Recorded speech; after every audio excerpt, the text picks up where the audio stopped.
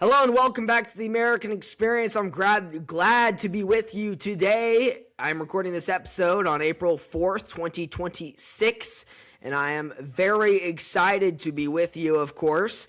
We have a great topic for today, Iran war, but will be noted, it's going to be different from how everybody else does it. New theories, new thoughts, because I've been really listening. I've been really thinking about this for the last couple weeks, and I think I've got some different theories to try out, just some new material to add into the public opinion, public discourse that's going on right now in especially America.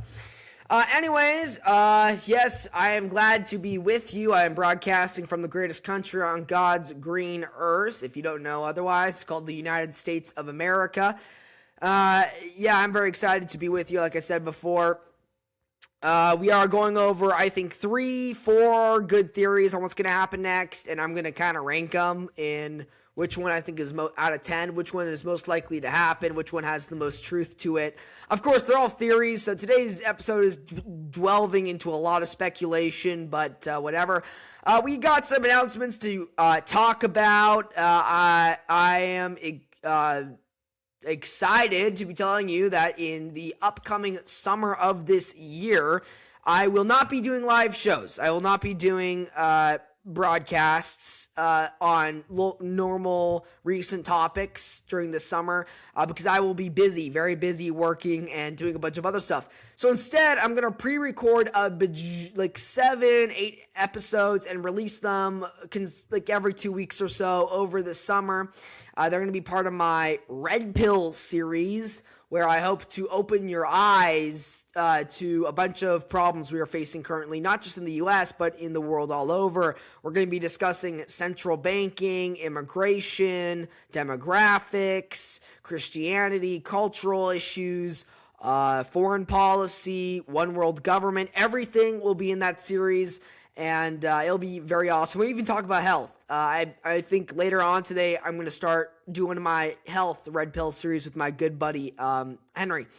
As I said, I'm excited to be with you. Our other announcement is please smash that subscribe button, smash that like button, and ring that notification bell. And of course, drop a comment in the comment section below if you have any questions, comments, or concerns. All are welcome. With that being said, let's get into the main show. So, I've done 2 recordings so far on the Iran war, and I decided not to release them because I personally felt like they were way too repetitive, and it was just me reading headlines, and I think I did a good job reading headlines, but this show is not about me just reading headlines. It's about me analyzing the news inside of those headlines, below those headlines, basically, or also radio stuff, also speculation stuff, and theorizing and all that. But at the crux of it, it's going deeper than the headlines. And that was kind of my whole thing. And so I just didn't release it. And honestly, a lot of the comments in it were kind of shared by other people. I felt like what I was saying, I was just repeating talking points that I heard other people do, like Joe Rogan, Nick Fuentes, Tucker Carlson. And I just didn't feel like it was necessary to release those episodes because it's hard to release an episode. I have to get it through my producers. They have to check for stuff, and that's like a multi-day to couple week process.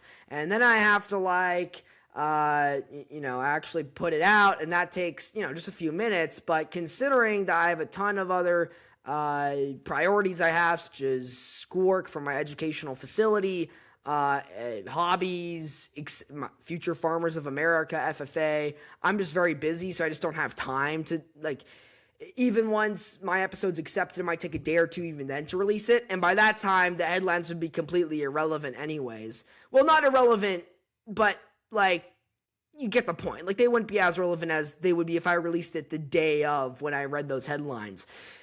So, instead, I kind of just read the news, listened to a bunch of shows, started analyzing information, reading a bit more, digging a bit deeper, hearing some more interesting theories, and I just kind of started thinking, I think I'll do a big episode about the long-term effects of the Iran war and that sort of thing. So like I said, because it's long-term effects, we can't see the future yet, unless of course you're Alex Jones, who has predicted like literally everything. But regardless, if you're not God or Alex Jones, you can't predict the future. And so unfortunately, everything I'm doing here is speculation. I would love to say my theories are grounded on reality and logical conclusions, but hey, I'm just a person that could be totally incorrect, and I could have totally wrong assumptions. All right. With that being said, let's get into our first big topic, which of course is the death of MAGA. I'll just spend a few minutes. I think it's important to remember what it felt like in 2024. When Donald Trump ran, when Donald Trump got shot, when Donald Trump continued running, and when Donald Trump got elected. I don't believe I've ever encountered as much optimism as I have then. I think a lot of people forget how much the past year and a half or so have destroyed our impressions of Trump. I would say up until literally last summer with the 12-day war in Iran, I think most people were still very pro-Trump. I think the only person who wasn't was like Nick Fuentes, who turns out to be fairly correct on the Iran war because he like predicted it back in 2024, 2023. So that number one, that's a pretty good prediction. Number two, it does make me look very dumb. But anyways, like I said, the optimism then, I mean, we all remember it. Election day felt like seconds felt like hours. And I remember watching the TV with CBS on, and I remember just as the results came in, he's winning Pennsylvania, he's winning all these, Arizona and all that. I just remember the announcer, this woman, I don't know her name, she's just like literally on the verge of tears, just crying because she's so distraught over Trump winning. And it was hilarious to watch. And, the optimism in the room, we had some family friends over. We were so excited. And then the day after, it felt surreal. It felt surreal. Like, what? He won? Like, especially for me, because the last time Trump won, I was like 7 years old in 2016. And so I didn't really remember that feeling. But I remember the feeling of when he lost in 2020. And that was not a good feeling. But anyways, 2024, he wins. And I was just like, wow. And there was this optimism in the air. The next 2 months, it was just like, it was really just glaze. It was just glazing the orange man. It was literally just glazing him. The glaze must have been like 2 miles thick on Donald Trump, because everywhere, every single cranny, every nook and cranny on the right wing, literally except for some dissident right people like Nick Fuentes, it was literally Trump, Trump, Trump. I'm so excited for this next 4 years, golden age. Alex Jones had his golden age counter, counting how many days till the Trump will get inaugurated. And there was this feeling of excitement and all of that. And then, it just instantly went downhill from there, basically after Inauguration Day.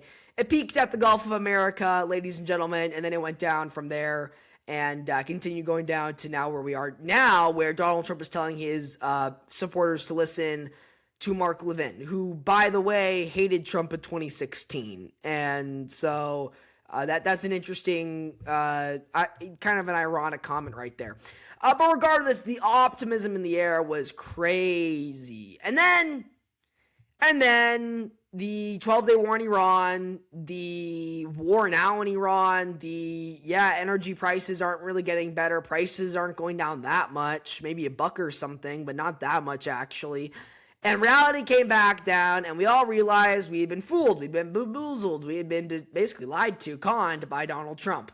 And it's not a good feeling. But to be honest, I kind of realized that by September of 2025. I realized I'd basically been bamboozled, and I was just like, I don't really like this.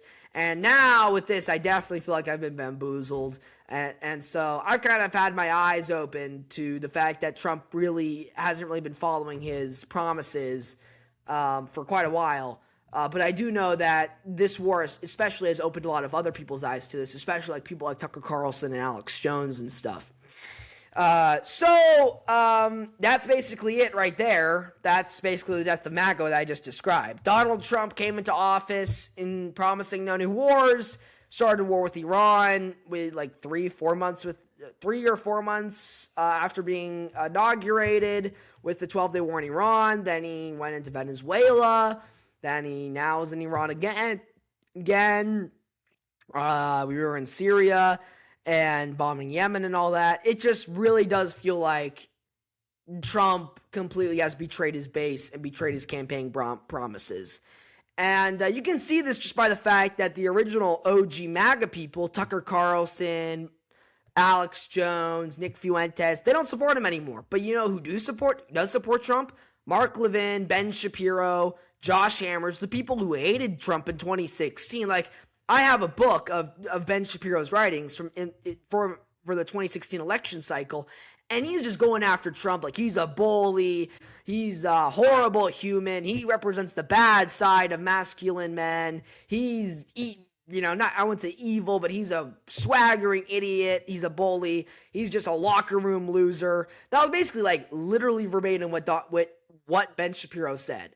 And now he loves Trump. And that kind of shows where it's at. When you have people like Ben Shapiro who hated Trump now loving him, two things either have happened. A, Ben Shapiro got red-pilled, which I doubt because he loves Israel, because he's Jewish, and it's a Jewish state, which he probably, and for self-preservation, will probably continue supporting Israel.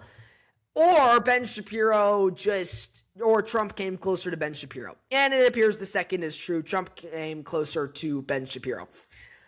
So, that's basically it when it comes to Trump and MAGA. MAGA's dead. Sorry to break it to you folks. If you are listening and you are surprised by that, yeah, I don't know why you have been. If you've been listening to MAGA people like Alex Jones, Tucker Carlson, they've been saying this for the past couple weeks. And some people like Nick, who supported Trump in 2016, I've been saying this for like the past year, and now people are more listening to stuff like that. The younger people already were listening to Nick, but now I feel like the older generations are starting to realize it too, especially Gen X, early millennial men. They're starting to really realize that they've kind of been fooled, bamboozled, and that sort of thing. And I think right now they're still in their stage of like disbelief that this is happening, and that sort of thing. Or they are now supporting the war. But I won't get into that. So MAGA's dead. That's the fact there. But I want to get into some theories about Israel, and I want to get into some theories, especially about the Middle East. And what are we going to do now that MAGA's dead? That's the next point. What are we going to do? I don't know what we're going to do, folks. I think we need to kind of start looking at our politicians a bit better. I think Trump definitely got bought out. I mean, hey, if you were paying attention to who paid Trump off in the 2024 election, you should have realized that he would bring us to war with Iran. He was getting paid off by Miriam Adelson, the Adelson family, wealthy Zionist family.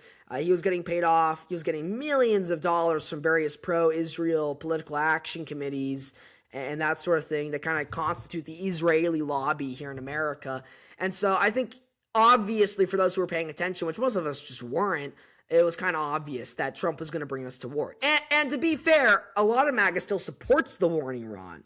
And I think that's actually kind of weird that a lot of them still do, and suggests that maybe MAGA, while being dead in spirit because the no new wars and being bought out by the deep state has happened to Trump, MAGA is still kind of continuing in this weird Trump cult way where whatever Trump does must be good.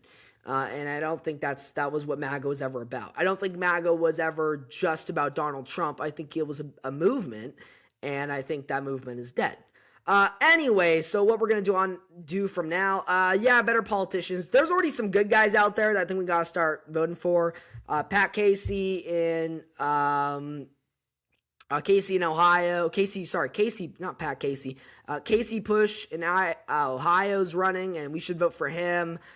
There's James Fishback in Florida. He's red-pilled, he's cool. He's going on a ton of podcasts lately, and he's really awesome.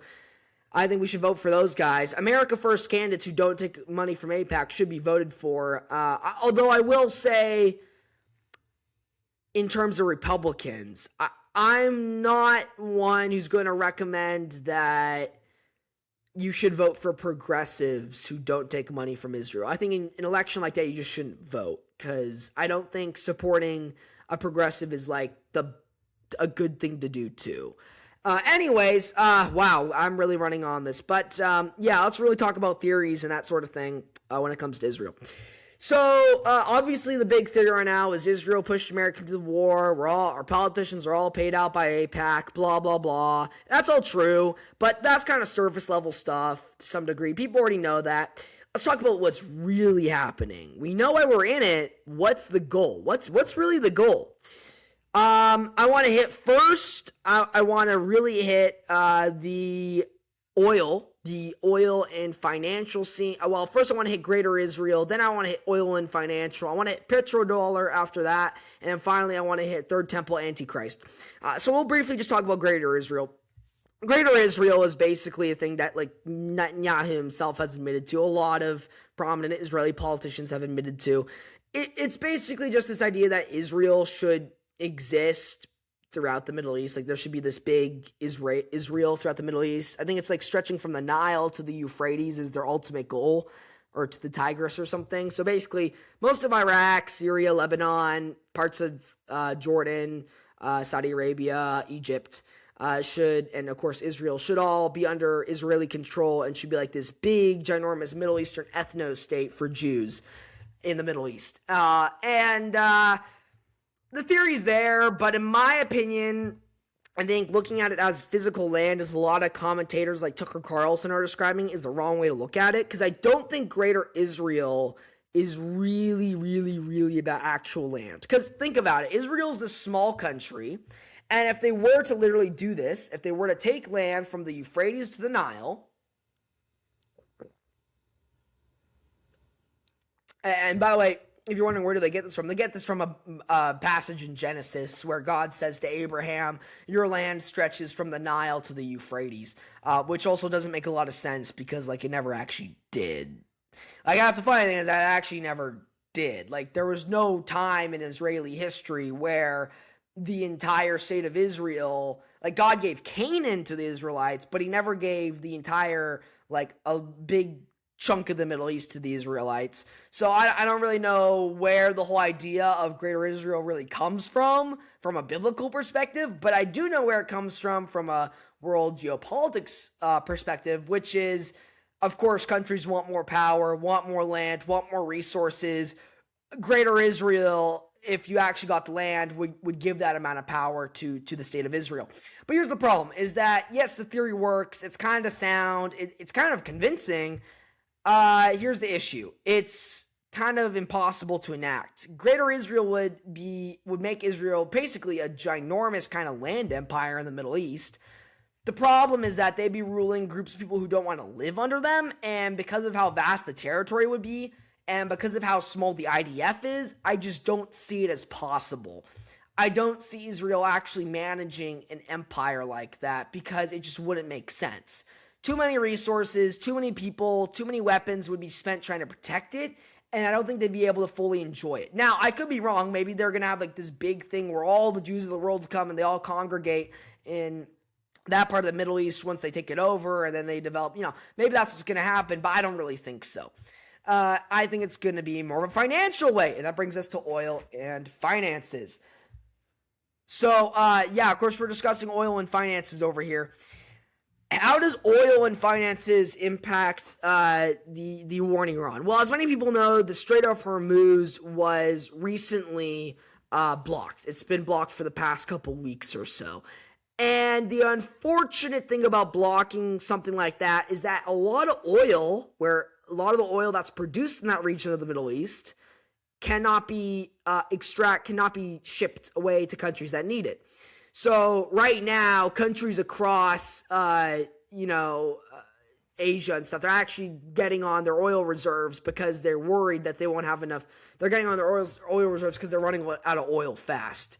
And that's scary too. But anyways, that's also extremely scary and very disturbing that people are now running out of oil in Asia. It definitely makes you think of an oil crisis. And if you have been noticing, oil prices have been going up in America because of the Strait of Hormuz being blocked. About 20% of the world's oil passes through the Strait of Hormuz, and when it's blocked, that definitely raises prices quite a bit. So what's the whole lesson about the Strait of Hormuz being blocked? Well, oil can't get out of there. Okay.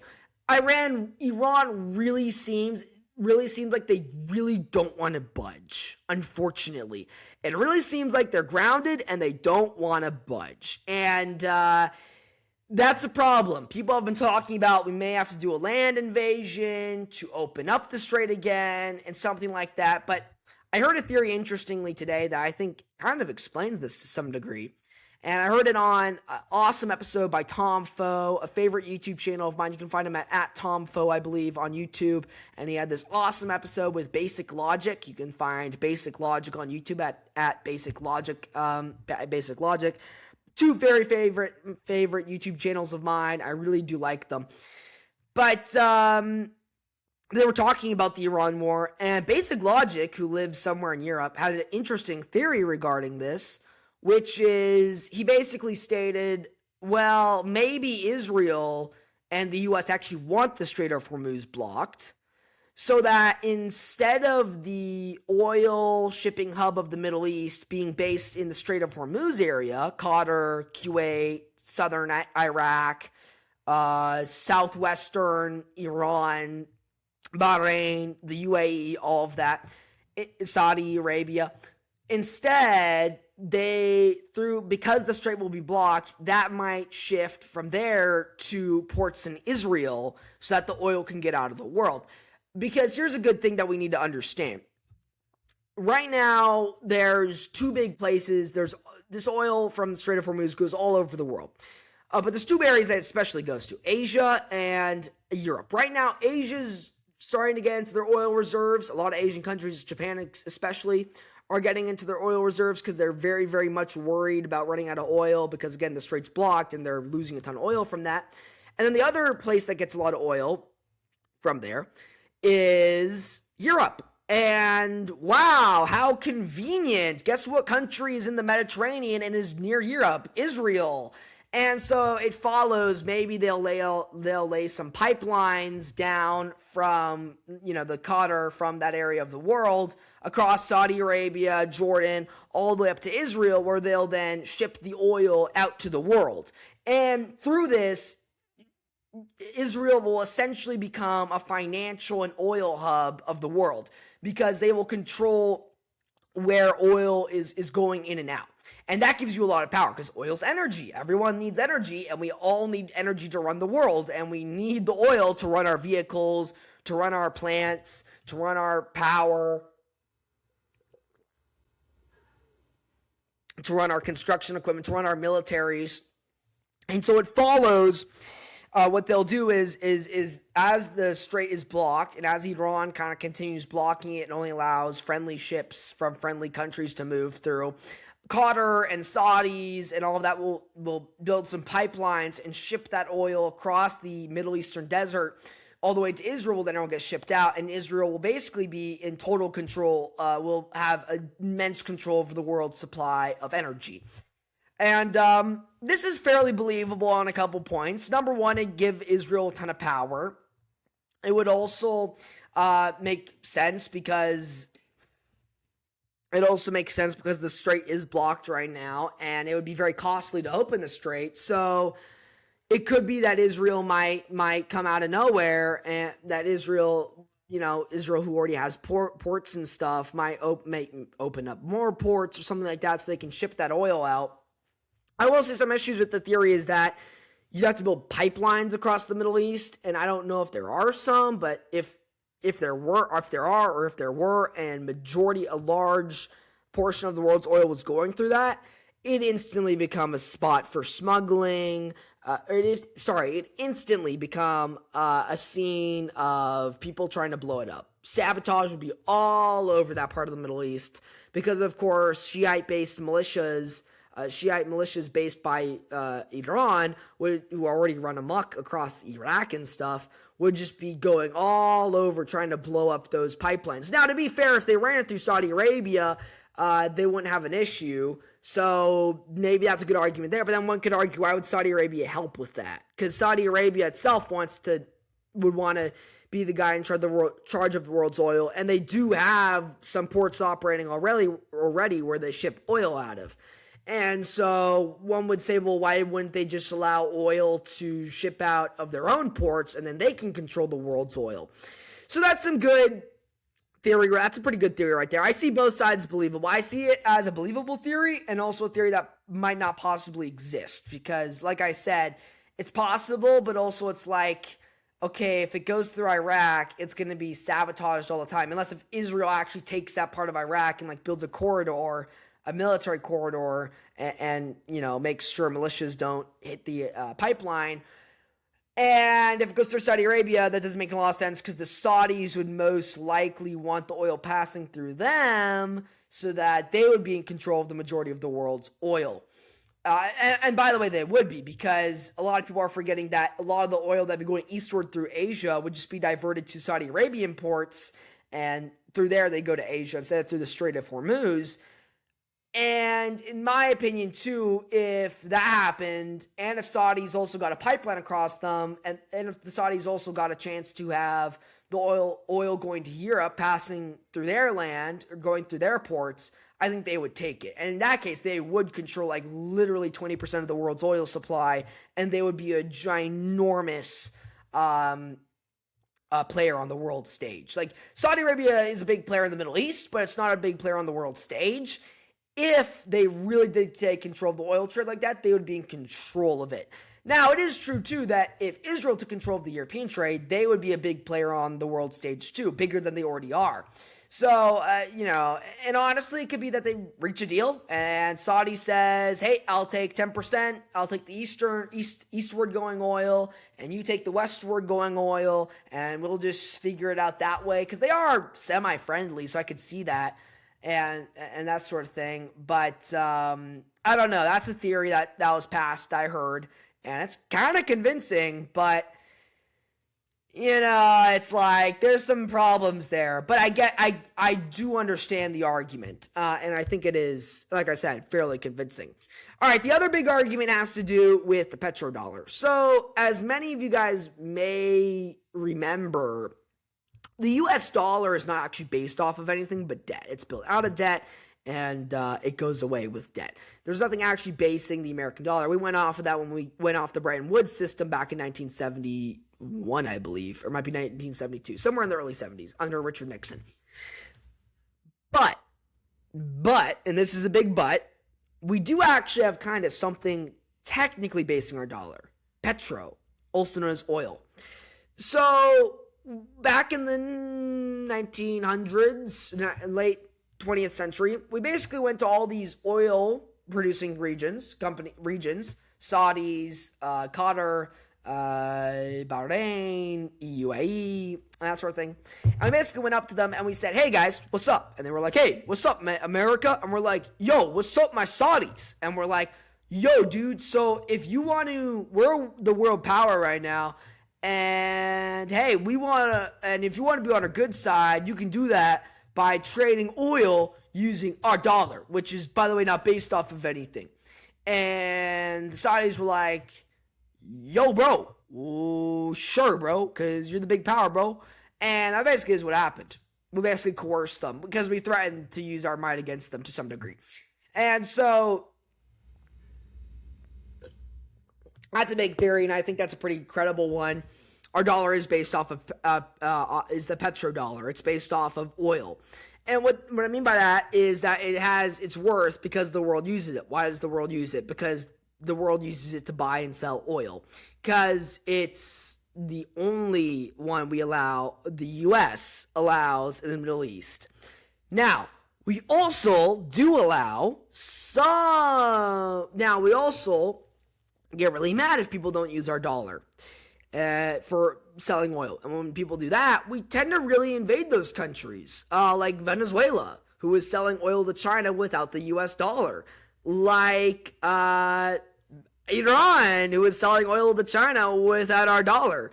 And we do this so that we can ensure that our dollar continues being used, because even though everyone knows it's kind of useless right now, it's based off of nothing, as long as we can continue the grift and make them use it to buy and sell oil, it's basically worth something, because it's the world's medium of exchange, or perhaps one of the most important commodities right now in the world right now. And so as long as we use that, as long as we continue forcing people to use the dollar like that, and if you break that, we use our military might against you, well, you're going to continue using our dollar, and our dollar's kind of fine then. Hence why the U.S. financial system has not collapsed yet, because we are a fairly strong dollar, because we're based off of oil, basically. And that's a pretty good theory, the idea that we invaded Iran because they were selling oil without without using our dollar. And people have to understand this. That's kind of the deepest part of the rabbit hole you can be on, is once you understand that a lot of these wars are fought at the end of the day for the banking system, and so that the banking system can continue the grift they're doing right now. And what do I mean by that? Well, I'll have a big Red Pill series episode about central banking, the banking system, how it's fraud, debt-based, all of that, fraudulent, it's debt-based, all of that. But to just briefly get into that, the US dollar is pegged. The US dollar is not based off of anything, but it is used in a medium of exchange for oil. So then it makes it kind of worth, it makes it worth a bit of money. It makes it a bit, it makes it worth, it's worth something then. As soon as people stop trading in oil, our dollar's junk. It's been inflated to the extent to where the $1 in 1913 would be equal to $36 today. Possibly it's now 38 because of how much more debt we've added to our, how much more of national debt we've had, and we get more money to do that debt through basically inflating the money supply to some degree. So as long as we continue the grift of you have to use the US dollar to trade in oil, our dollar's worth something. As soon as that ends, US dollar's dead, massive hyperinflation most likely, end of any politician basically, because they've been continuing this grift, and so they're cooked, and massive financial upset. It's going to make the Great Depression look like a picnic basically. And that's because what's been happening is we've had this issue. We've been using this fraudulent banking system for at least since 1913, but really since the 1970s. And so it's been building up. The debt's been building up. It's like when you keep on getting into debt with credit cards, and then eventually just all comes into the open, and it's just like crazy. It's nuts. You're insolvent. It's just like that. That's what's going to happen when countries stop trading our dollar on the oil, or when people stop trusting the US dollar, which basically is equivalent to when people stop trading oil with the US dollar. So that's basically it, which is most likely we probably went in there. A big reason is for our petrodollar. All right, I want to get into the last big theory, and by the way, my analyzation of the petrodollar kind of thing, I think it's fairly believable. I'd put 9 out of 10 on believability. I've always believed it. Anyways, next thing, oh my goodness, Third Temple Antichrist. Oh, okay. So this is kind of a joke theory to some degree, but since we're here anyways, might as well go over it. A big theory is that Israel is getting Iran out of the way through this war, so that in the future, so that after this war, Israel can build their third temple. Israel can then blow up the mosque, the Temple Mount Mosque, in Jerusalem and replace it with their third temple, and then erect, and then their Messiah will come and will make Israel a world power and blah, blah, blah. Oh my goodness. Some people have been believing this. And by the way, the verses on how it's the Antichrist are based in Daniel, called the Abomination of the Desolation, which basically is someone will sit inside a temple dedicated to God, and he will make it no longer God's. The reason why this theory kind of exists and why people are kind of talking about it right now is because there's just a lot of speculation going on. But it does seem like if Iran got out of the way, Israel would most likely take the opportunity, would most likely feel more emboldened at least to destroy that mosque and replace it with the third temple, because there'd be no state, there'd be no government then in the Middle East protecting those Muslims from protecting those Muslims from losing that mosque. I mean, maybe Saudi Arabia would maybe then turn on Israel, but I don't know if that would ever happen. But I do know Iran would get all upset if that happened. So people are saying the third temple will then be built and that sort of thing, and then they'll usher in the Jewish Messiah. And figuratively speaking, the Jewish Messiah is not Christ. The Jewish Messiah is Antichrist. That's kind of the whole point. And I want this to be clear, and I'll do a deep dive series on Judaism maybe later, a deep dive episode. But the big thing that separates Jews from Christians, because we really do share a lot. We share the Old Testament. We share, that's kind of it. But that's a lot in retrospect. We share Abraham, Moses, Adam and Eve, similar myths, Noah and all that, Psalms, King David. But where we split is really at Christ. Rabbinical Judaism that follows the Talmud, that follows still the old Noahide laws, they split from Christianity. They split from Christianity when Christ came, got crucified, rose from the dead, and proclaimed himself as the Messiah. Because Rabbinical Judaism literally states that Christ was not the Messiah. Either he was a prophet, or at worst, he was a heretic. Whereas a Christian believes Jesus is the foretold Messiah from the Old Testament. So if you're a Christian, you believe Jesus was the Messiah. If you are a Jew, you believe that your Messiah is still coming. And when that Messiah comes, it most likely will not be Christ. It will most likely be the Antichrist, because you are actually waiting for the Antichrist. You are not waiting for Christ, because Christ already came. You are then waiting for the Antichrist to appear. You are waiting for the Jewish Messiah will be our Antichrist. Most likely. I could be wrong on that, but most likely. Because it will be their Messiah. Well, their Messiah already came. They foretold their own Messiah, but they didn't believe him when he came, and then they killed him. The Messiah that will come down most likely will not be Christ. It will most likely be someone masquerading as the Messiah and declaring to the world, I am the Messiah of the Jews, and then the Savior of the Jews, and essentially not being the Messiah. He will be a fake Messiah or an Antichrist, because if Christ is the Messiah, anyone who proclaims himself as the Messiah but is not Christ is then Antichrist. And he will, bring in the Antichrist, I don't know, New World Order, whatever you believe, that Mark of the Beast, all that kind of stuff. Okay, possibility of this argument. Yeah, it's there. It's there. I'll say it's possible. I'll also say probably not. The fact of the matter is, a lot of people love doing end time predictions because it's really fun to really think the end of the world is in a few years. But in reality, probably not. It's probably not going to be the Antichrist. There probably won't be the third temple built. Now, as soon as the third temple is built, that is a sign that the Antichrist will be coming. And most likely again as the Jewish Messiah. But I don't think that's actually what's happening. I don't think Israel's going to build the third temple yet. I could be wrong on that. I could be wrong. It's possible, but I don't know if I personally believe it, because guys, and people have been talking about end times for the past 50 years, and honestly, people need to grow up.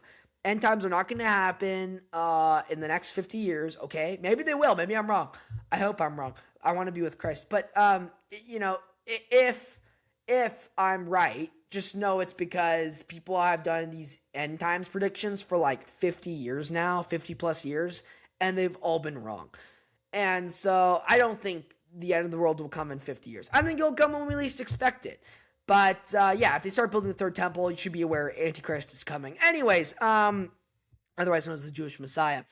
I think that was a good show. I think we went over some good theories here. I think it's going to be a very interesting one to post. Honestly, I wonder what's going to happen. I wonder who I'll get responding to it. As usual, please subscribe. Please click that subscribe button, ring the notification bell, drop a comment in the comment section below about any questions, comments, or concerns.